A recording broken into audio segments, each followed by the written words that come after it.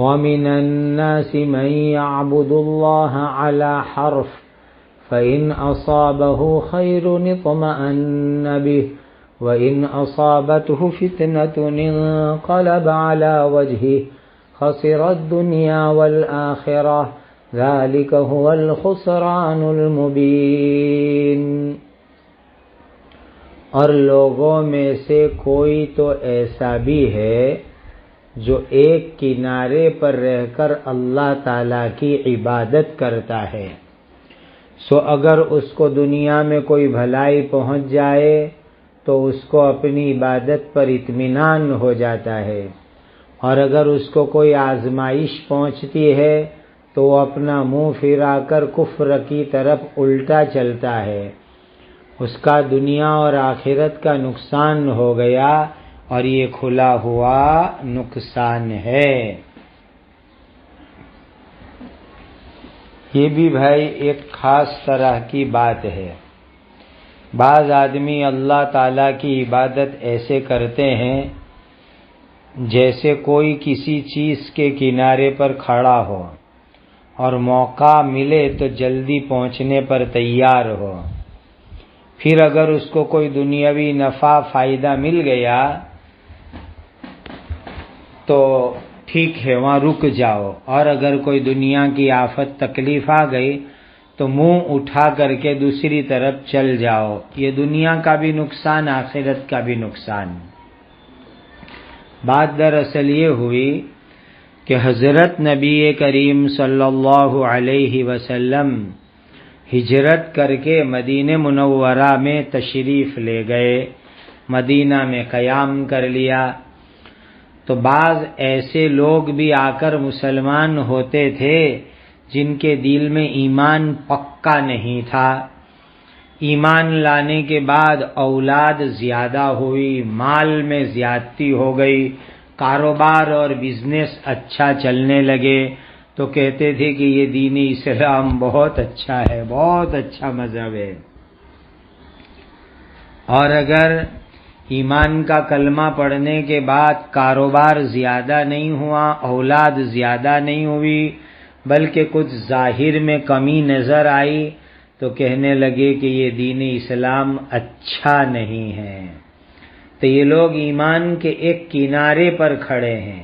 اگر ایمان کے بعد دنیا کی راحت ملی، دنیا کا مال ملا، دنیا کا سامان مل گیا تو اسلام پر جم گئے، اور اگر وہ کسی تکلیف پریشانی میں مبتلا ہوئے تو دین اسلام سے پھر گئے، دین اسلام سے منہ پھرا لیا۔ یہ غرض مطلبی لوگ ہیں، غرض مطلبی لوگ۔ بھائی ایمان اللہ کے لیے قبول کرو، اسلام اللہ کے لیے قبول کرو، کوئی دنیا کا فائدہ ہو یہ سامنے مت رکھو۔ آج بہت سے مسلمان نماز پڑھنے آتے ہیں، نماز پڑھ کے دیکھا کہ روزی میں برکت نہیں ہوئی تو پھر نماز چھوڑ دیتے ہیں۔ ارے بھائی نماز تو اللہ کا فرض ہے، اس کو ادا کرو، اس کو روزی کے ساتھ جوڑو مت کہ روزی میں برکت ہوئی تو نماز کی پابندی کرے اور روزی میں برکت نہیں ہوئی تو نماز چھوڑ دیوے۔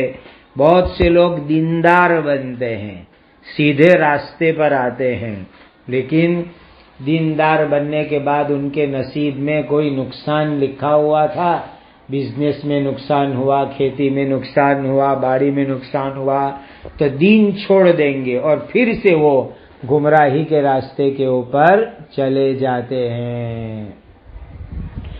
یہ ہے ان لوگوں کا حال۔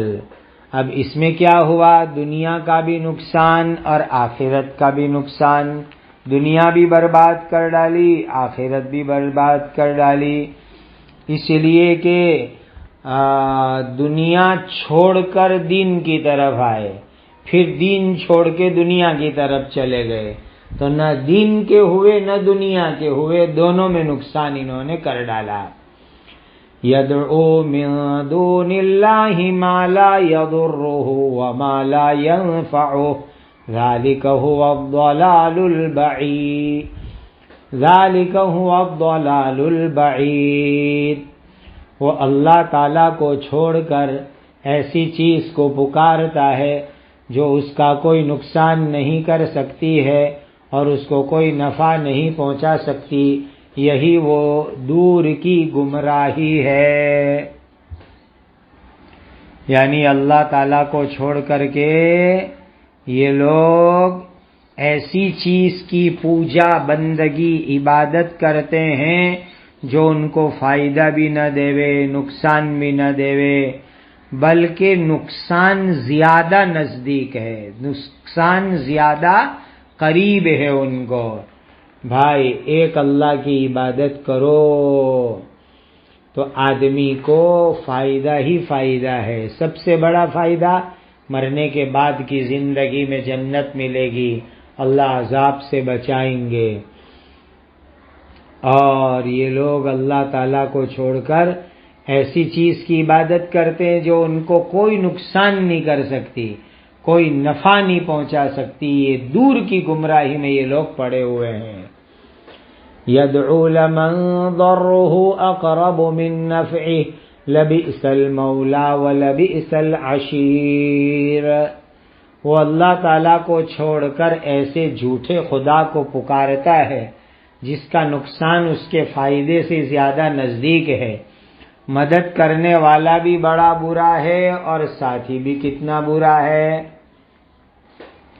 اللہ کو چھوڑ کر کے یہ لوگ جن چیزوں کو پکارتے ہیں یہ چیز ان کو کام نہیں آئے گی۔ اللہ کو چھوڑ کر جس کی بھی عبادت کریں گے نا وہ عاجز ہے، بے بس ہے۔ ان کی عبادت کرو تو کوئی فائدہ نہیں، عبادت چھوڑ دو تو کوئی نقصان نہیں۔ تو قدرت والے اللہ تعالیٰ کو چھوڑ کر بے بس چیز کو اپنانا یہ نقصان ہی نقصان ہے، نقصان ہی نقصان ہے۔ اور اللہ تعالیٰ کا بندہ بن کے رہنا کام آئے گا، اللہ کے سوا دوسرے کی عبادت کرنا کام نہیں آئے گا۔ ان اللہ يدخل الذین آمنوا وعملوا الصالحات جنات تجری من تحتها الانہار ان اللہ یفعل ما یرید۔ یقیناً اللہ تعالی ایمان والوں کو اور نیک کام کرنے والوں کو جنت کے ایسے باغات میں داخل کریں گے جن کے نیچے نہریں بہتی ہوگی۔ یقیناً اللہ تعالیٰ جو ارادہ کرتے ہیں وہ کرتے ہیں۔ اللہ تعالیٰ ایمان والوں کو جنت کی باڑیوں میں بھیجیں گے بھائی، جنت کی باڑی، ہاں، اور جنت کی باڑیوں کے اندر جو ہے قسم قسم کی نعمت ہے، کھانے کی، پینے کی، رہنے کی، خوب نعمت ہی نعمت ہے، خوب نعمت ہی نعمت۔ ایسی نعمت میں اللہ تعالیٰ ایمان والوں کو دیں گے۔ اللہ تعالیٰ تو بڑے قدرت والے ہیں، جو چاہے وہ کرتے ہیں۔ من کان یظن ان لن ینصرہ اللہ فی الدنیا والآخرہ فلیمدد بسبب الی السماء ثم لیقطع فلینظر هل یذہبن کیدہ ما یغیظ۔ جو شخص کے یہ خیال کرتا ہو کہ اللہ تعالیٰ اس نبی محمد صلی اللہ علیہ وسلم کی دنیا اور آخرت میں ہرگز مدد نہیں کریں گے، تو وہ آسمان تک ایک رسی تان لے، پھر وہ آسمان پر جا کر محمد صلی اللہ علیہ وسلم پر آنے والی وحی کا سلسلہ کاٹ دے۔ یوں بھی ترجمہ کرتے ہیں، وہ آدمی اوپر چھت تک ایک رسی باندھ لے، پھر گلے میں پھندا ڈال کر خود پھانسی کھا جاوے، پھر دیکھے کہ اس تدبیر سے جو چیز اس کو غصہ دلاتی ہے کیا وہ دور ہو گئی۔ یہ آیت بڑی عجیب ہے، اس کو دھیان سے سمجھو۔ جو آدمی، یہ حضرت نبی کریم صلی اللہ علیہ وسلم کے زمانے کی بات ہے کہ جو آدمی یہ چاہتا ہو کہ اللہ تعالیٰ اپنے نبی پر قرآن نہ بھیجے، شریعت نہ بھیجے، تو اس آدمی کو کیا کرنا چاہیے؟ آسمان پہ جانا چاہیے۔ آج لوگ جا رہے ہیں نا اسپیس شٹل کے لے کر جا کے راکٹ لے کر جا رہے ہیں، کوئی کہاں آسمان تک پہنچ پائیں گے۔ تو جو آدمی یہ چاہتا ہو کہ اللہ تعالیٰ نبی کی مدد نہ کرے، نبی کی نصرت نہ کرے، نبی پر قرآن نہ اتارے، نبی پر وحی نہ اتارے، بلکہ اللہ نبی کو نبی ہی باقی نہ رکھے، ان کے پاس نبوت اللہ لے لے، پیغمبری لے لے، تو اس کو چاہیے کہ جا بھائی آسمان پہ جا، آسمان پہ جا کے وہاں جا کے سب وہی بند کرا کے آ جا، اور کیا کرے؟ کوئی آسمان پر جا نہیں سکتا، وہی بند نہیں کرا سکتا، کوئی تدبیر کام نہیں آئے گی۔ اور یہ بھی ہو سکتا ہے کہ اپنے مکان کی چھت میں ایک رسی باندھ اور گلے میں پھندا ڈال اور غصے سے مر جا۔ تجھے غصہ آتا ہے کہ اللہ نبی کی مدد کیوں کرتے ہیں، اللہ دین کی اسلام کی مدد کیوں کرتے ہیں، تو ایک کام کرنی، اللہ تو ہمیشہ مدد کرنے ہی والے ہیں، نبی کی مدد اللہ بند نہیں کریں گے، اسلام کی مدد بند نہیں کریں گے، تو ایک کام کر، گھر میں رسی باندھ، پھانسا گلے میں ڈال اور گلے میں پھندا ڈال کے تو مر جا، خودکشی کر لے غصے کی وجہ سے، یہی تیرا علاج ہے۔ آج بھی بہت سے لوگ دنیا میں ایسے ہیں جو اسلام سے دشمنی رکھتے ہیں، اسلام ختم ہو جاوے، اسلام مٹ جاوے ایسا چاہتے ہیں۔ ان کو کہو کہ اسلام تو مٹ نہیں سکتا، تمہیں اگر غصہ آتا ہو تو تم غصے کے مارے پھندا کھا کے مر جاؤ، اسلام ختم ہونے والا نہیں ہے، اسلام ہمیشہ باقی رہنے والا ہے۔ تم مر بھی جاؤ غصے میں تو ابھی تمہاری یہ تدبیر اسلام کو کوئی نقصان نہیں پہنچا سکتی۔ وَكَذَلِكَ أَنزَلْنَاهُ آيَاتٍ بَيِّنَاتٍ وَأَنَّ اللَّهَ يَهْدِي مَن يُرِيدُ، اور اسی طرح ہم نے اس قرآن کو اتارا کہ اس میں کھلی کھلی دلیلیں ہیں، اور یقیناً اللہ تعالیٰ جس کو چاہتے ہیں اس کو ہدایت دیتے ہیں۔ دیکھو ابھی کیا فرمایا اوپر والی آیت میں، اللہ تعالیٰ اپنے نبی پر وحی، اللہ کی مدد، اللہ کی نصرت کوئی رکوا نہیں سکتا، وہ تو کنٹینیو لگاتار ہمیشہ چالو ہے۔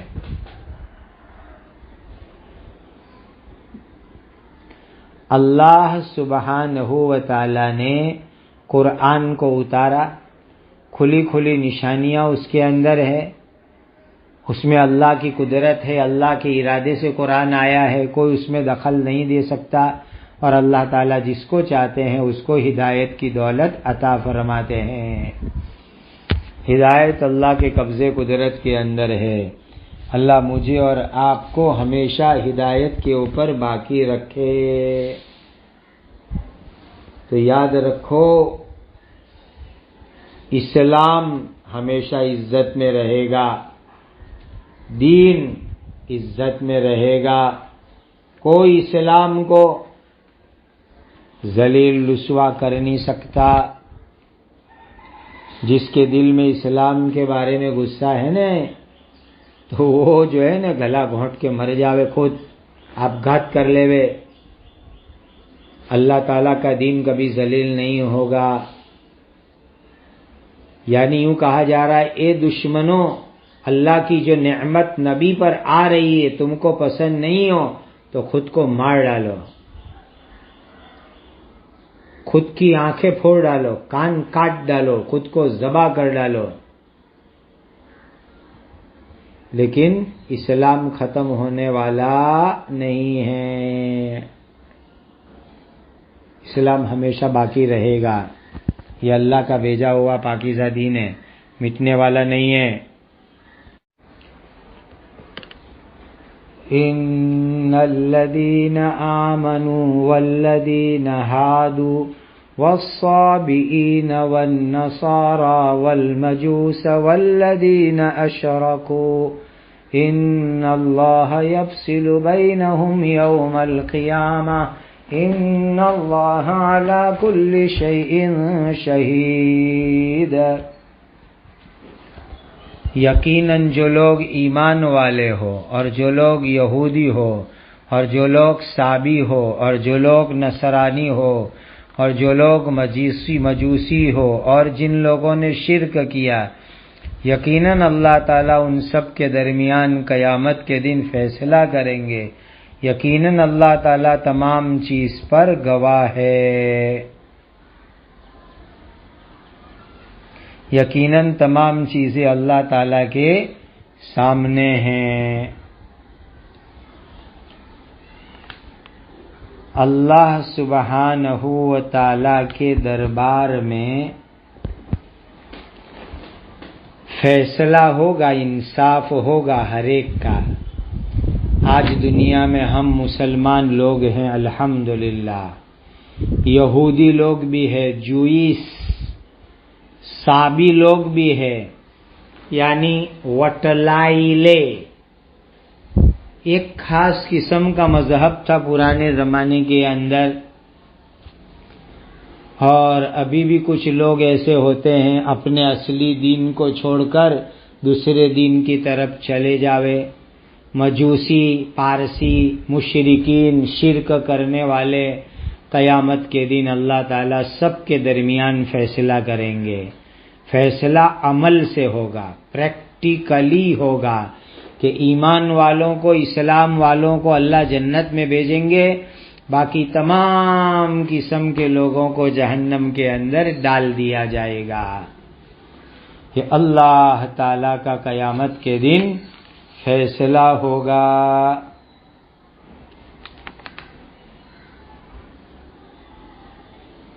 اللہ تعالیٰ کی جو ہے بڑی عجیب و غریب قدرت ہے، خدا کی عدالت بھی بڑی عجیب ہے۔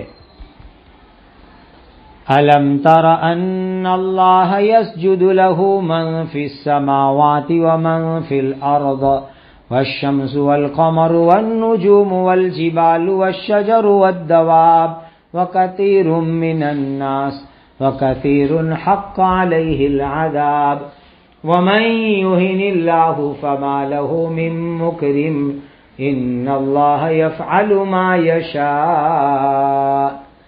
کیا تم نے یہ چیز نہیں دیکھی؟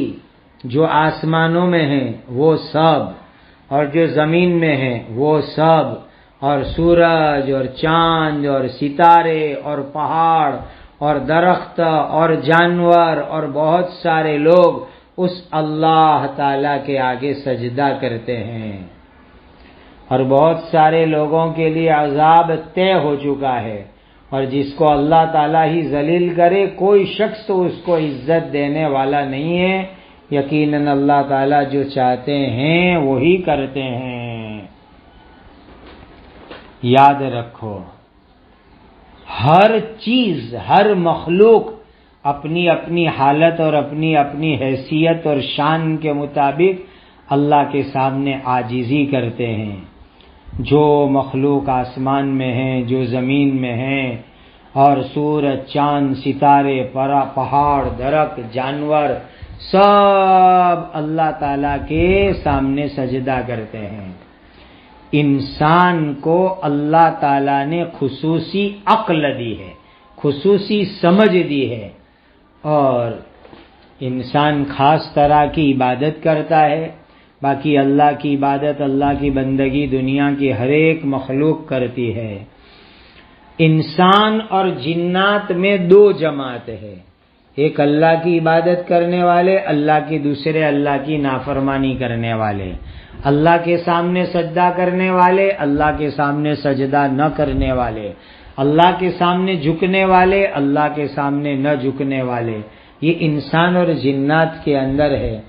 باقی تمام مخلوقات کے اندر ان تمام جانور، پرندے، زمین، آسمان، ستارے، چاند، سورج، سب اللہ کی مخلوق ہے، اللہ کے سامنے سجدہ کرتے ہیں، عاجزی کرتے ہیں، بندگی کرتے ہیں۔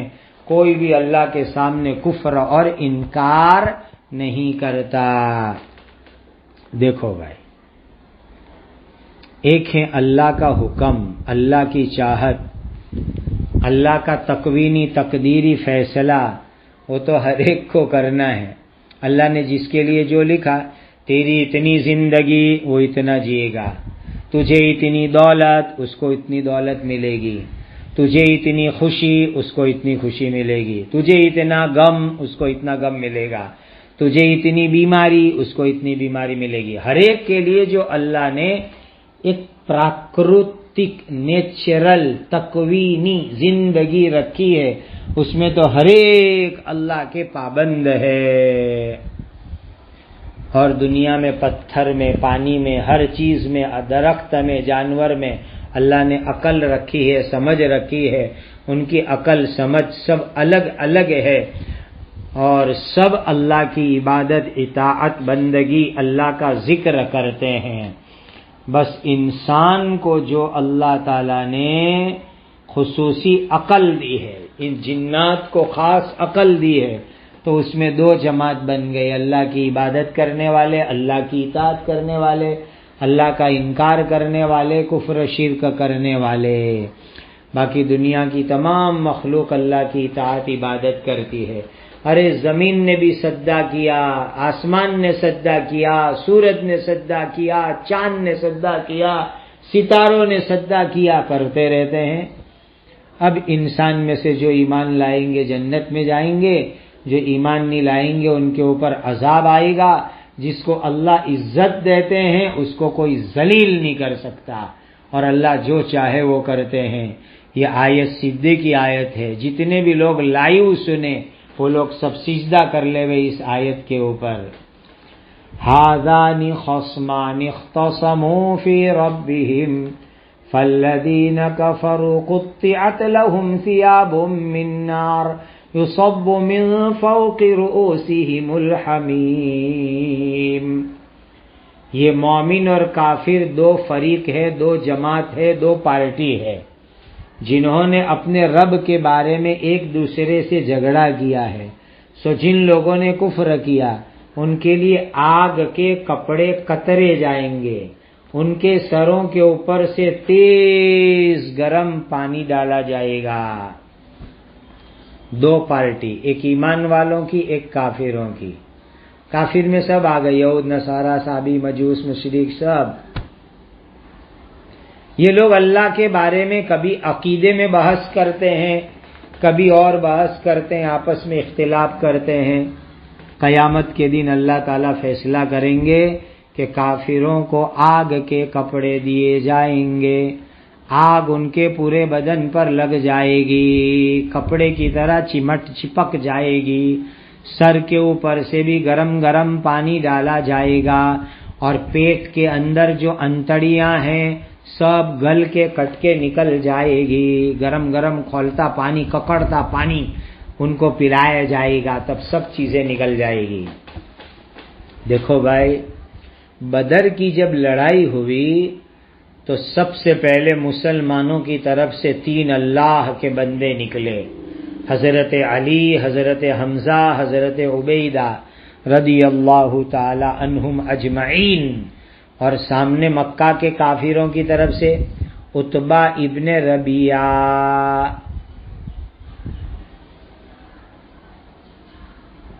اور ولید اور شیبہ، یہ 3 نکلے۔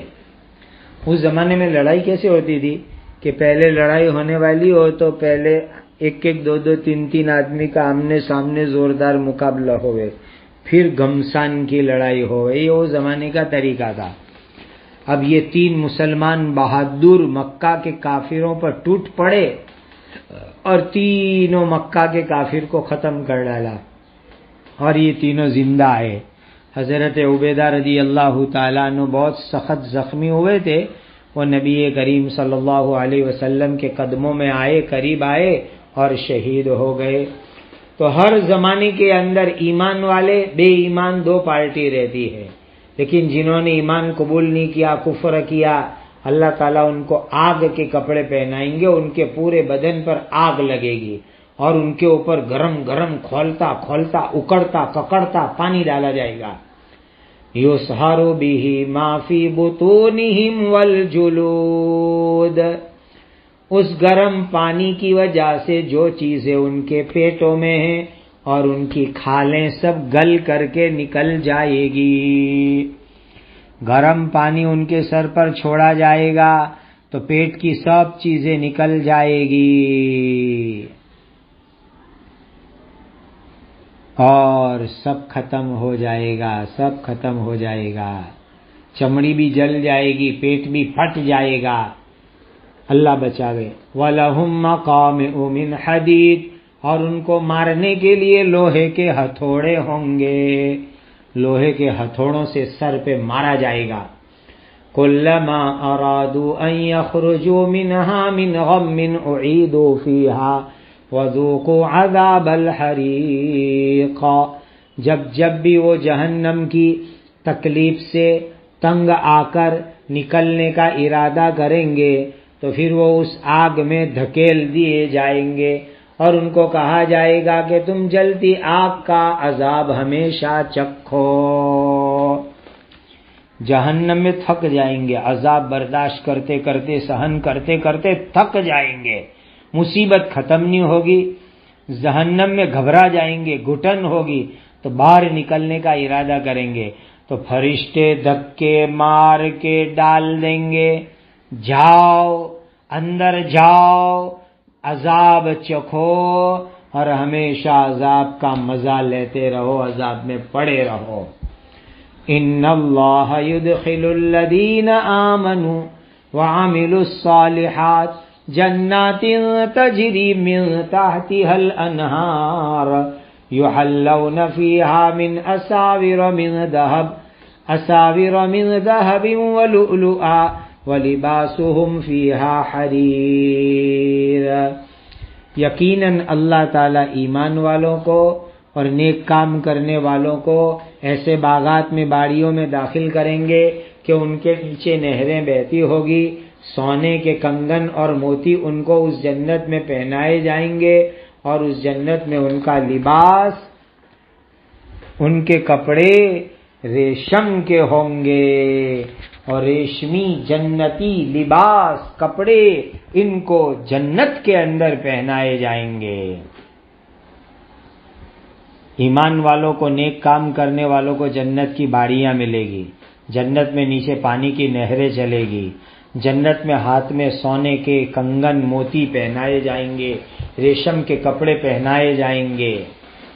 دیکھو بھائی سمجھو، دنیا میں جو بڑے بادشاہ لوگ ہوتے تھے نا پہلے زمانے میں، راجا، نواب، بادشاہ، وہ اپنے ہاتھ میں سونا پہنتے تھے۔ آج بھی انگلی میں ویٹی انگوٹھی پہنتے ہیں، چین پہنتے ہیں، کڑا پہنتے ہیں، گلے میں چین ڈالتے ہیں، ارے اب تو نئی فیشن میں کان میں مرد بھی ایئرنگ ڈالتے ہیں۔ تو قیامت کے دن جنت میں جانے کے بعد اللہ تعالیٰ جنتی لوگوں کو قسم قسم کی نعمت دیں گے۔ ایک سراقہ ابن مالک نام کے آدمی ہیں، وہ ایمان نہیں لائے تھے۔ جب نبی کریم صلی اللہ علیہ وسلم ہجرت کر کے نکلے تو وہ حضور کو پکڑنے کے لیے پیچھے دوڑے، حضور کے قریب پہنچے تو وہ زمین پھٹی اور ان کا گھوڑا زمین میں دس گیا۔ انہوں نے توبہ کی، حضور معاف کر دو، معاف کر دو، معاف کر دو۔ حضور نے معاف کیا، دعا کی تو وہ گھوڑا ان کا پھر باہر آ گیا۔ نبی کریم صلی اللہ علیہ وسلم نے فرمایا، کیف بک یا سراقہ اذا لبست سوار کسریٰ، اے سراقہ تمہارا کیا ہوگا جب کسریٰ بادشاہ کے کنگن، پاٹلے، چوڑی چوڑی چوڑیاں تمہارے ہاتھ میں پہنو گے۔ حالانکہ کسریٰ بادشاہ تو دنیا کا بہت بڑا بادشاہ تھا اور اس کے ہاتھ کے کنگن سراقہ پہنے، ایک عرب کے آدمی، امی آدمی، یہ کیسے پاسبل تھا؟ لیکن نبی کریم صلی اللہ علیہ وسلم نے خوشخبری سنائی تو سراقہ کہنے لگے کہ میں نے محمد صلی اللہ علیہ وسلم کو کبھی جھوٹ بولتے نہیں دیکھا، تو مجھے یقین تھا کہ میرے ہاتھ میں ایک دن سونے کے کنگن آئیں گے۔ سراقہ ایمان لے آئے، صحابی بن گئے، حضرت سراقہ ابن مالک بن گئے۔ پھر حضرت عمر رضی اللہ تعالیٰ عنہ جب خلیفہ تھے تو اس زمانے کے اندر ایران، فارس فتح ہوا، وہاں سے خزانہ آیا تو کسریٰ بادشاہ کے کنگن آئے، حضرت عمر نے سراقہ کو دے دیے۔ لو حضور کی پیشین گوئی، بھوشیہ وانی پوری ہو گئی۔ تو دنیا میں عام طور پر کوئی تاج پہنتا نہیں، لیکن جنت میں لوگ تاج پہنیں گے، اسی طرح ہاتھ میں سونے چاندی کے کنگن بھی پہنیں گے۔ سونے کے کنگن، چاندی کے کنگن، موتیوں کے کنگن، ہر طرح کے کنگن پہنیں گے خوبصورت، اور جنت میں ریشم کا کپڑا پہنایا جائے گا۔ جنت کے اندر جو ہے نا، حدیث میں آتا ہے کہ جنت میں ایک درخت ہوگا، اس میں سے ریشم نکلے گا اور اس کے کپڑے جنتیوں کو پہنائے جائیں گے۔ ایک حدیث میں حضرت نبی کریم صلی اللہ علیہ وسلم نے فرمایا، جو آدمی دنیا میں ریشمی کپڑا پہنے گا وہ آخرت میں نہیں پہنے گا، اسی لیے ریشم کے کپڑے دنیا میں عورتوں کے لیے ہیں، مردوں کے لیے نہیں ہیں۔ آگے حدیث میں فرمایا، جو آدمی دنیا میں شراب پیے گا آخرت میں جنت کی شراب نہیں ملے گی، اسی لیے شراب مت پیو، چھوڑو شراب کو۔ جو آدمی دنیا میں سونے چاندی کے برتنوں میں کھائے پیوے، آخرت میں سونے چاندی کے برتن اس کو نہیں ملیں گے، اس لیے دنیا میں سونے چاندی کے برتن استعمال مت کرو۔ نبی کریم صلی اللہ علیہ وسلم نے فرمایا، یہ سب چیزیں جنتی کے لیے خاص ہے، سونے چاندی کے برتن، ریشم کے کپڑے، اور جنتیوں کو اللہ تعالیٰ پاکیزہ شراب پلائیں گے۔ کیسا مزہ آئے گا، پاکیزہ شراب، اور جنتی لوگوں کے دلوں میں کوئی افسوس نہیں ہوگا، حسرت نہیں ہوگی۔ جس کو جو نعمت نہیں ملی وہ اس سے کوئی افسوس نہیں کرے گا۔ ایسی جنت اللہ تعالی عطا کریں گے، ایسی پیاری جنت اللہ تعالی دیں گے۔ اللہم اجعلنا منہم وَهُدُوا إِلَى الطَّيِّبِ مِنَ الْقَوْلِ وَهُدُوا إِلَى صِرَاطِ الْحَمِيدِ۔ اور یہ وہ لوگ ہیں کہ ان کو پاکیزہ بات کلمہ طیبہ اور قرآن کو ماننے کی طرف پہنچا دیا گیا تھا، اور وہ ہر تعریف والے اللہ تعالیٰ کے راستے کی طرف پہنچا دیے گئے تھے۔ یہ بھی جنت والوں کے لیے اللہ تعالیٰ کی بہت بڑی نعمت۔ دنیا کے اندر کتنی بڑی نعمت ہے بھائی، دنیا میں اللہ نے ان کو کلمہ طیبہ ایمان عطا فرمایا تھا، اللہ کے راستے کی ہدایت ملی تھی، اسلام مل گیا تھا، تو دنیا میں کلمہ توحید اور اسلام پر عمل کرنا اللہ کی بہت بڑی نعمت۔ آخرت میں اللہ ان کے دل میں ڈالیں گے کہ تم یوں بولو، الحمدللہ الذی صدقنا وعدہ، تمام تعریف اس اللہ تعالیٰ کے لیے ہیں جس اللہ نے وعدہ سچا کر دیا اور ہم کو جنت میں پہنچا دیا، جہنم سے چھٹکارا دے دیا۔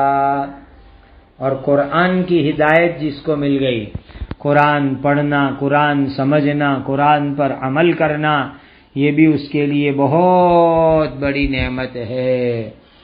ہر پاکیزہ چیز مل گئی، کوئی بھی پاکیزہ چیز مل گئی، کوئی بھی نفع والی چیز مل گئی، یہ مل جانا اللہ تعالیٰ کی بہت بڑی نعمت ہے۔ ان الذین کفروا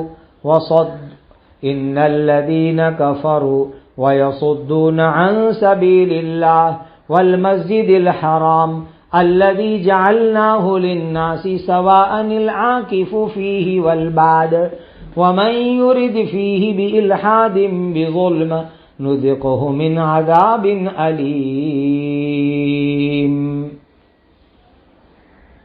یقیناً عذاب ایسے لوگوں کو ہوگا جنہوں نے کفر کیا، جو اللہ تعالیٰ کے راستے سے اور مسجد حرام سے روکتے ہیں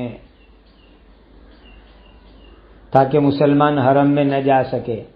جس حرم کو ہم نے سب لوگوں کے لیے عبادت کی جگہ بنایا، چاہے وہ وہاں کے رہنے والے ہو اور باہر سے آنے والے ہو، سب برابر ہے، اور جو شخص بھی وہاں ظلم کر کے بے دینی کا کام کرنا چاہے گا